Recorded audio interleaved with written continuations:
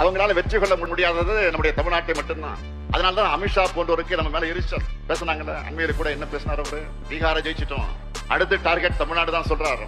மாண்புமிகு அமித்ஷா அவர்களே, நீங்க இல்ல, உங்க சங்கி படையே கூட்டிக்கிட்டு வந்தாலும் உங்களால் ஒண்ணும் இங்க பண்ண முடியாது. இது தமிழ்நாடு, இது தமிழ்நாடு.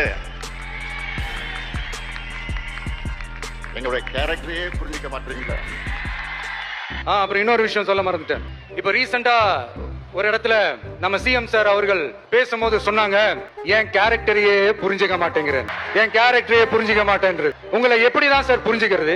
எந்தெந்த விஷயத்துலலாம் சார் உங்க கேரக்டர் நாங்க புரிஞ்சுக்கிறது? அதையும் நீங்களே சொல்லிட்டீங்கன்னா கொஞ்சம் நல்லா இருக்கும் சார். சரி, ரைட்னா, அது சிலப்பதிகாரம் டைலாக் இல்ல, சினிமா டைலாக் தான். ஆனா அவரு திட்டினது அமித்ஷாவை. உனக்கு யாருல கோவம் வருது? உங்க பாச திட்டினாருன்ட்டா? அவ்வளோ பாசமான உங்க பாஸ் மேல உன்னையாச்சும் டவுட்டா தான் இருந்துச்சு. ஆனா இப்ப கன்ஃபார்மே ஆச்சு. எப்படி சொல்றேன் கேளு.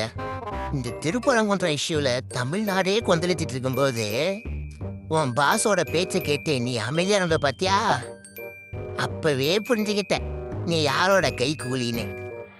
ஆனா அந்த பிரச்சனையை பத்தி பேசக்கூட வேணாம்பா. ஒரு ட்வீட்டு எதுவுமே போடலையே. அமைதிக்கு என்ன அர்த்தம்? அந்த கலவரத்துக்கு நீ துணப்பு இருக்குன்னு அர்த்தம்.